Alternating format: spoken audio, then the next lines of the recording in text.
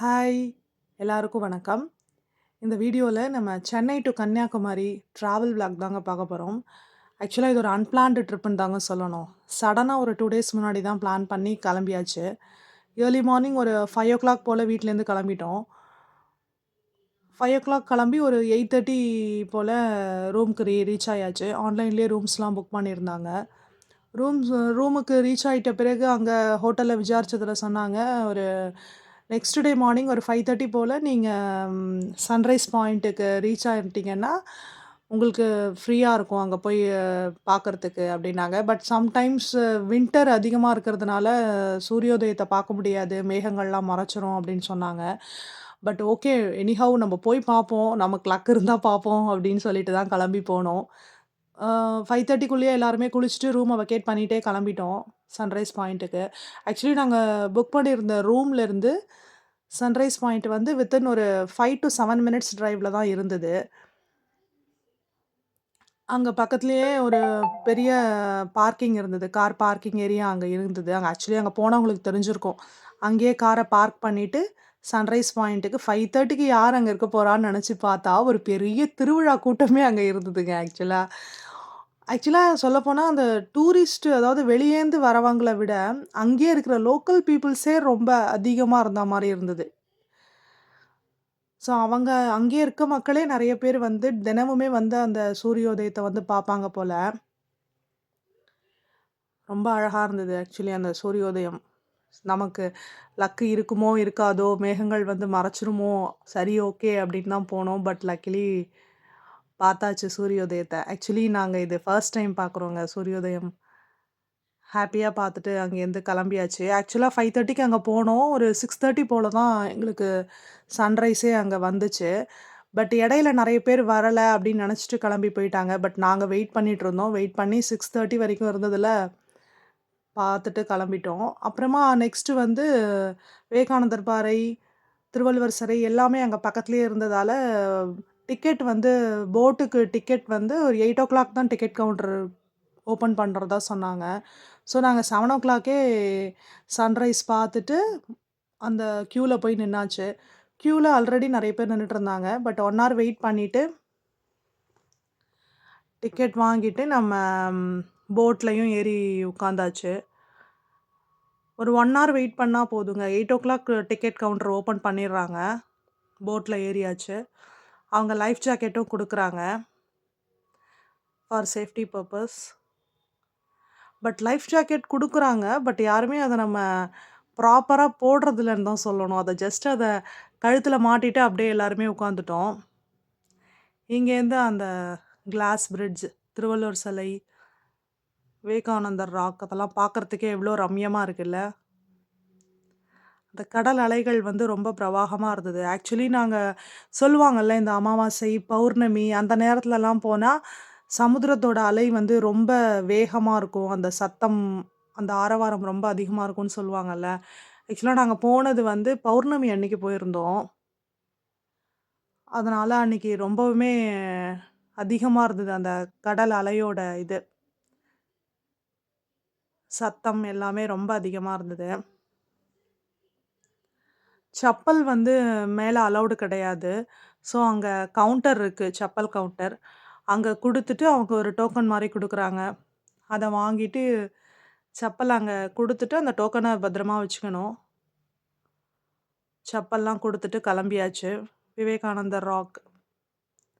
Actually விவேகானந்தர் rock எதிர்த்தாப்புலயே அம்பாளுடைய பாத பீடம்னு ஒண்ணு இருந்தது. அது ரொம்ப அழகா இருந்ததுங்க. அம்பாள் வந்து பாதம் பதிச்ச பாறை அங்க வந்து வச்சிருந்தாங்க. அதுக்கு ஒரு மண்டபம் மாரி கட்டி, ஆக்சுவலா அங்க வந்து ஃபோன், கேமராலாம் அலவுட் கிடையாதுன்னு போட்டிருந்தாங்க.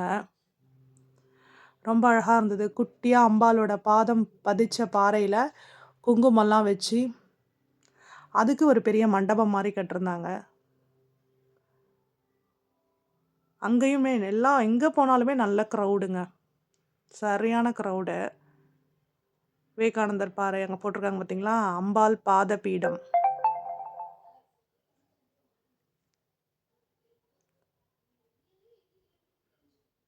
செப்பல்லாம் இங்க அலவுட் கிடையாது. ஆக்சுவலா இப்போ இந்த கிளாஸ் பிரிட்ஜ் வந்து இப்போ தான் இனாக்ரேட் பண்ணியிருக்காங்க. ஜனவரிலேருந்து தான் நெனைக்கிறேன். அங்க பார்த்தீங்களா, நம்ம காலுக்கு அடியில அந்த கடல் போறத பார்க்கும்போது கொஞ்சம் பயமாவே இருந்தது அதுல நடக்கிறதுக்கு ஃபர்ஸ்ட்டு. அப்புறமா எல்லாரும் போறத பார்த்துட்டு நடக்க ஆரம்பிச்சுட்டோம். ரொம்பவே ஒரு டிஃப்ரெண்ட்டான எக்ஸ்பீரியன்ஸா இருந்தது அது மேல அந்த கிளாஸ் பிரிட்ஜ்ல நடக்கிறது. நெக்ஸ்ட்டு கிளாஸ் பிரிட்ஜ் முடிச்சாச்சு. அதாவது விவேகானந்தர் பாறை, நெக்ஸ்ட்டு கிளாஸ் பிரிட்ஜில போயிட்டு, அதுக்கப்புறம் நெக்ஸ்ட்டு இப்போ நம்ம திருவள்ளுவர் ஸ்டாச்சு பார்க்கறதுக்காக போயின்னுருக்கோம்.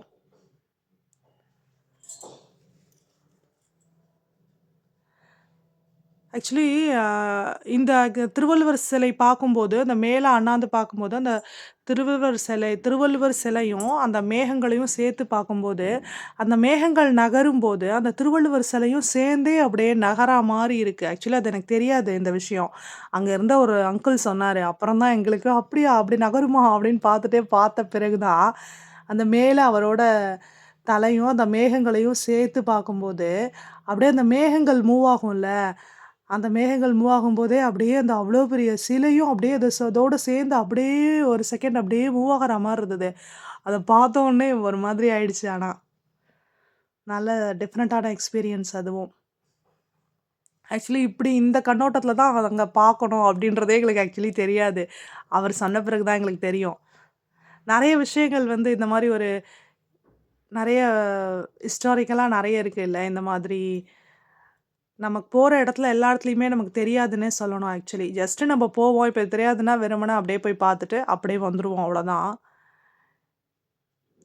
இத முடிச்சுட்டு ஆக்சுவலா இந்த திருவள்ளுவர் ஸ்டாச்சு எல்லாமே பார்த்து முடிச்சுட்டு வெளிய வரதுக்கு ஒரு 10:00 ஆயிடுச்சு. 10:00 முடிச்சுட்டு வெளிய வரும்போது அங்க பக்கத்திலேயே நான் ஃபுல்லா ஒரு பெரிய ஸ்ட்ரீட்டுங்க. நம்ம டி நகர் ரங்கனா ஸ்ட்ரீட் மாரி. அங்க வெளிய ஃபுல்லா ஷாப்பிங்க்கு 2 பக்கமும் நெறைய கடைகள், குட்டி குட்டி கடைகள் நெறைய இருந்தது. ஆக்சுவலா நான் பெருசா எதுவும் ஷாப்பிங் பண்ணல. அங்க ஒரு மசாலா கடை இருந்தது. அதாவது ஸ்பைசஸ்லாம் இருக்கும்ல, இந்த பட்டை, சோம்பு, ஏலக்காய் அதெல்லாம் இருந்தது. அதெல்லாம் மட்டும் நான் கொஞ்சம் வாங்கினேன். 2 பக்கமும் நெறைய கடைகள் இருந்தது. இந்த ஸ்ட்ரீட் எண்டுலயே பகவதி அம்மன் கோயில் இருந்தது. அங்கேயும் நல்ல கூட்டம். இந்த ஸ்ட்ரீட்ட தாண்டி போன உடனேயே அந்த கோயில போய் பார்த்துட்டு கிளம்பியாச்சு அங்கேருந்து. இதுக்கப்புறம் பெருசா எங்களுக்கு பார்க்கறதுக்கு எதுவும் தோணல. ஆக்சுவலி ஒரு வாட்டர் ஃபால்ஸ் இருக்குன்னு சொன்னாங்க. பட் நாங்க காலம்பறையே எல்லாரும் குளிச்சுட்டு கிளம்பிட்டதால, நாங்க இங்கேருந்து கிளம்பிட்டோம். பெருசா இதுக்கு அப்புறமா கன்னியாகுமரியில நாங்க வேற எதுவும் பார்க்கல. அங்கேருந்து கிளம்பியாச்சு. கிளம்பிட்டு இப்ப நாங்க சுசீந்திரம் போயின்ட்டுருக்கோம். ஆக்சுவலி இங்கேருந்து ஒரு 20 மினிட்ஸ் டிரைவ்லயே தான் சுசீந்திரம் இருக்கிறதா சொன்னாங்க. சரி ஓகே. அந்த வாட்டர் ஃபால்ஸ் பார்க்கல. மார்னிங் குளிச்சாச்சுன்றதுனால, சரி சுசீந்திரம் டெம்பிள ஏன் மிஸ் பண்ணணும்? அத பார்த்துட்டு போயிடலாம் அப்படின்னு, ஜஸ்ட் 20 மினிட்ஸ் டிரைவ் தாங்க. ஸோ, அதனால அங்க கிளம்பிட்டோம். ஸோ, இப்ப சுசீந்திரம் டெம்பிள் தான் போயின்ட்டுருக்கோம். இங்க வந்து சிவன், பிரம்மா, விஷ்ணு 3 பேருக்கும் சேர்ந்து அங்க சிலை இருக்கு. ஆக்சுவலா அங்க ஒரு தம்பி தான் எங்களுக்கு எல்லாமே சொல்லிட்டு இருந்தாங்க. அந்த டெம்பிள பத்தி. அந்த டெம்பிளோட வரலாறு எல்லாமே. அந்த கோயிலோட பிராகாரத்த தான் இப்ப பார்த்துட்டுருக்கோம். இது நம்ம ஊர் பெரிய கோயிலெல்லாம் இருக்கும்ல, அந்த மாதிரியே இருக்கு பாருங்க. ஆயிரங்கால் மண்டபம் சொல்லுவோம்ல, அதே மாதிரியே இருக்கு. ஆக்சுவலா எல்லா கோயில்லயுமே ஸ்டார்ட்டிங்ல போன உடனேயே பிள்ளையார் தான் இருப்பாரு. பட் இங்க வந்து தட்சிணாமூர்த்தி இருக்காரு.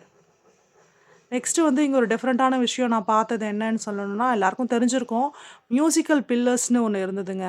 2 பக்கமும் இருந்தது. அங்க வந்து காது வச்சு கேட்கும்போது, அதுல வந்து ம் 7 ஸ்வரங்கள் அத வந்து தட்டுறாங்க. காது வச்சு நம்ம கேட்கணும். ஒருத்தர் மேல தட்டும்போது, அதுல வந்து சரிகமான்னு சரிகமா பதானின்னு அந்த 7 ஸ்வரங்கள் அப்படியே ரொம்ப ரம்யமா கேட்குது அதுல.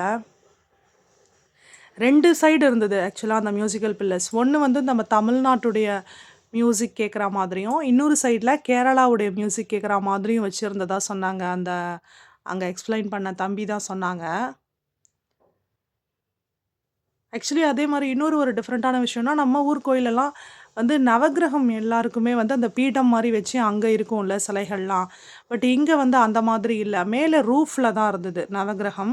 அத சுத்தி 27 நட்சத்திரம் எல்லாமே இருந்தது. இதுதாங்க அந்த நான் சொன்ன அந்த மியூசிக்கல் பில்லர்ஸ். இதில் நீங்கள் காது வச்சு அந்த பில்லர்ஸ் எல்லாம் தட்டும்போது ரொம்பவே வித்தியாசமான அந்த ஒரு மியூசிக்கல் இன்ஸ்ட்ருமெண்ட்லாம் வாசிச்சா ஒரு சத்தம் வரும்ல, அந்த மாதிரி ஒரு சத்தம் வருது. ரொம்ப நல்லா இருந்தது. ஓகே ஃப்ரெண்ட்ஸ், இந்த வீடியோ இதோட முடியுது. நெக்ஸ்ட் வீடியோவில் மீட் பண்ணலாம். பை.